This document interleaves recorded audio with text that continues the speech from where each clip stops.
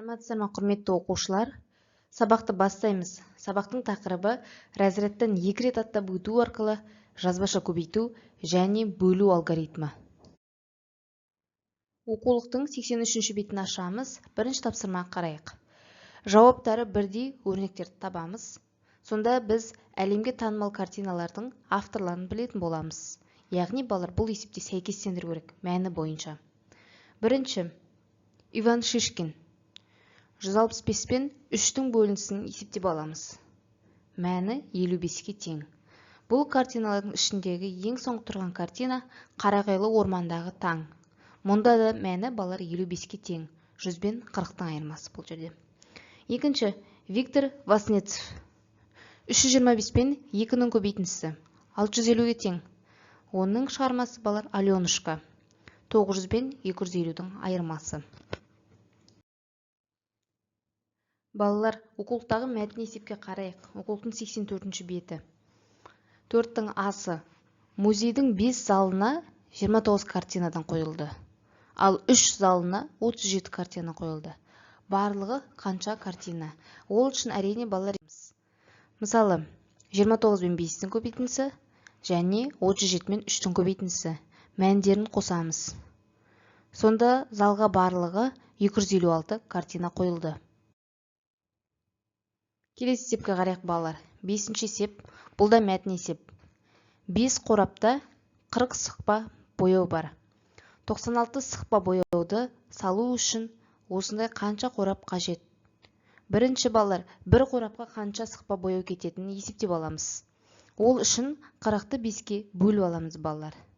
Сонда бір қорапқа 8 сықпа бояу кетеді. Енді екінші біз балалар 96 мен 8-дің бөлінісін есептеп аламыз. Сонда жауабы 96 сықпа бояуды салу үшін осындай 12 қорап қажет. Келесі балалар 6-шы тапсырма. Өрнектерді амалдар бойынша баған түрінде жаз және есепте. Бірінші осылай жазып аламыз балалар. Енді қайсы амалды орындайтынымызды анықтап алайық. Бұл жерде балалар әуелі көбейту амалы жүреді. 264 пен 3-тің көбейтіндісі 792-ге тең. Екіншісі 16 мен 7-ні көбейтіндісі 112-ге тең. Енді балалар реті бойынша кетеміз. Бірінші тұрған бұл жерде азайту амалы. 1000 мен 792-нің айырмасын есептеп алайық. 208 шығады. Енді ең соңғы қосу амалын орындаймыз. Екіншісінде бірінші көбейту амалын істейміз. 125 пен 5-тің көбейтіндісін есептеп аламыз. Екінші азайту амалы жүреді. 429 мен 3-тің бөлінісі 143-ке тең. Енді үшінші азайту және ең соңғы қосу амалы жүреді. Ал мына балалар енді үшіншісін қарайықшы. 142 мен 5-тің көбейтіндісі қосу 123 пен 3-тің көбейтіндісі. Көбейтуде балалар 710 шығады, бөлуде 41 шығады. Мәні 751-ге тең. Ең соңғы төртіншісі. Бұл жерде 3 амалы есеп. Көбейту бар, бөлу бар және қосу бар. Бірінші көбейту амалын шығарамыз. Мәні 460 шығады.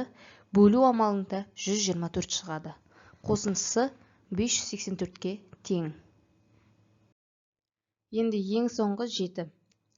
Есепті теңдеудің көмегімен шығар. Бір қылғалам 60 теңге тұрады. Егер 300 теңге төленген болса, онда неше қылғалам сатып алынған? X қылғаламның саны деп алсақ болады. Сонда бұл жерде теңдеу балалар 60 пен X-ның көбейтіндісі 300-ге тең. Сонда қылғаламның саны 5. Келесі әсінде 4 маркер үшін 160 теңге төлейді. Бір маркер қанша теңге тұрады? Әрине бұл жерде бөлеміз. Сонда бір маркердің бағасы балалар 40 теңге. Бұл жерде балалар құнын санына бөлеміз. Сол кезде бағасы шығады.